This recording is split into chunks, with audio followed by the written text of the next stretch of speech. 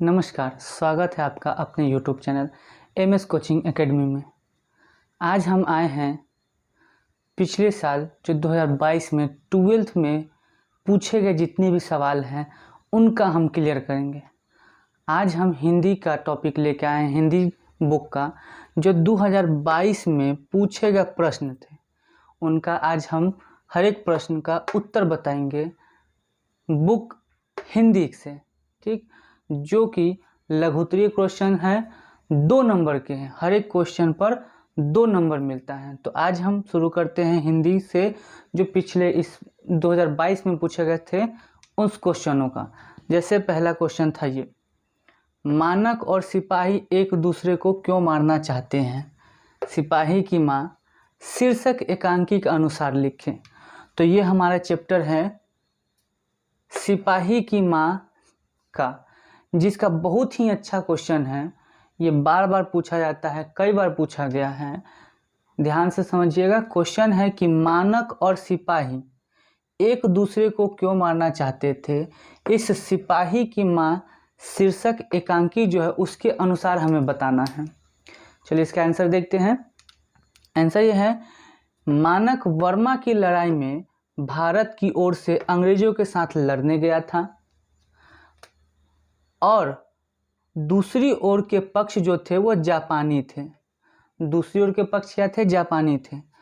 सेना एक दूसरे का दुश्मन होता है क्योंकि वे अपने अपने देश का प्रतिनिधि करते हैं। मानक और सिपाही अपने को एक दूसरे का दुश्मन समझते हैं, इसीलिए वे एक दूसरे को मारना चाहते हैं। ये हमारा इस प्रश्न का उत्तर है जो बहुत ही सरल शब्दों में है और बहुत ही आसान है और इसे याद कर ले, बहुत ज़रूरी और बहुत अच्छा क्वेश्चन है। ये कई बार पूछा जाता है, बार बार पूछा जाता है। ध्यान से देखिएगा एक बार। मानक वर्मा की लड़ाई में भारत की ओर से अंग्रेजों के साथ लड़ने गया था और दूसरी ओर के पक्ष जो जापानी थे, सेना एक दूसरे का दुश्मन होता है क्योंकि वे अपने अपने देश का प्रतिनिधित्व करते हैं।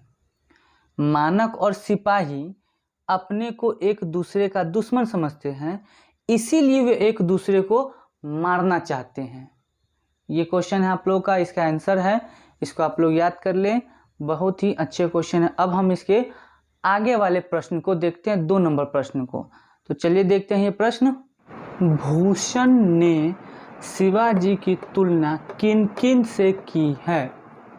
क्वेश्चन है, भूषण ने शिवाजी की तुलना किन किन से की है?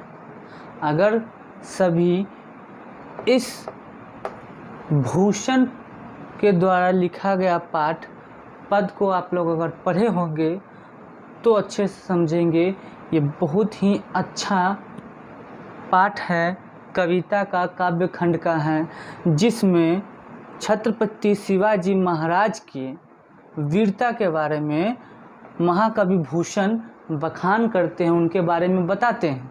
तो उन्हीं से संबंधित ये प्रश्न है कि भूषण ने शिवाजी की तुलना किन किन से की है?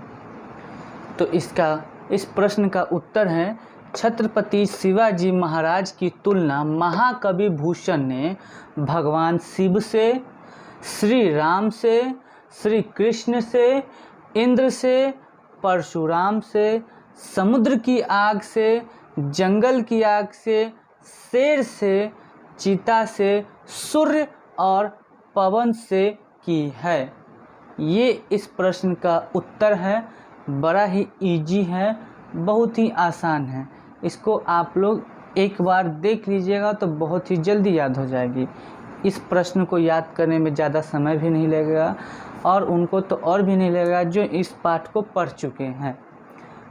तो शिवाजी के बारे में कवि भूषण जो है बताते हैं कि किस प्रकार से शिवाजी अपनी वीरता के द्वारा पूरे मलेच्छ वंश पर कब्जा किए रहते हैं, उनसे लड़ते हैं और अकेले ही मलेच्छ वंश के झुंड में घुस करके उनको मारते हैं, उनसे लड़ते हैं।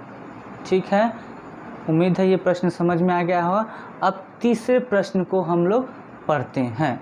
तीसरा प्रश्न, नाभादास ने छप्पय में कबीर की किन विशेषताओं का उल्लेख किया है? नाभादास ने छप्पय में कबीर की किन विशेषताओं का उल्लेख किया है? तो इस प्रश्न का उत्तर है यहाँ कि नाभादास ने कबीर की निम्नलिखित विशेषताओं का उल्लेख किया है। पहला नंबर, भगवत भक्ति के अतिरिक्त जितने भी धर्म हैं उन सब को अधर्म कहा है।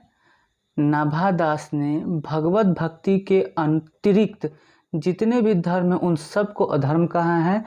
वे जाति पाति एवं वर्णाश्रम का खंडन करते थे। तीसरा, कबीर ने केवल भगवत भक्ति को ही श्रेष्ठ माना है। चौथा, कबीर ने हिंदुओं तथा मुसलमानों में भेदभाव नहीं रखा है। और पांचवा है, सच्चे हृदय से सप्रेम भजन के बिना तप, योग, यज्ञ, दान, व्रत सभी को कबीर ने तुच्छ बताया है।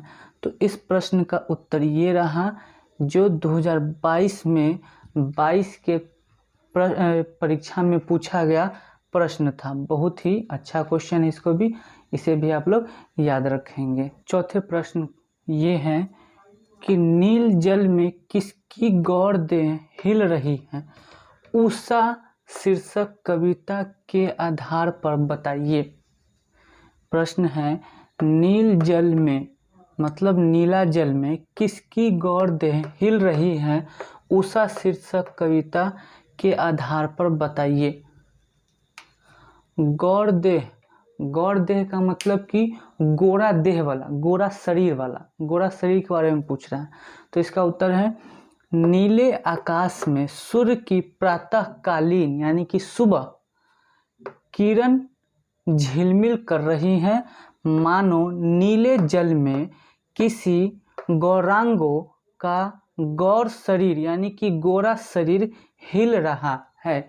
इस प्रश्न का उत्तर ये है, यहाँ पर सूर्य की प्रातःकालीन किरण यानी कि सुबह का जो किरण निकलता है सुबह का, तो वह क्या है कि उस सुबह का किरण जो निकलता है तो उसकी लाली बहुत ही सुंदर लगती है। तो ये कह रहे कि नीले आकाश में सूर्य की प्रातःकालीन किरण जो है झिलमिल कर रही है, मानो नीले जल में, नीला जल यहाँ पर आकाश को बताया गया है, नीले जल में किसी गौरांग का गौर शरीर हिल रहा है।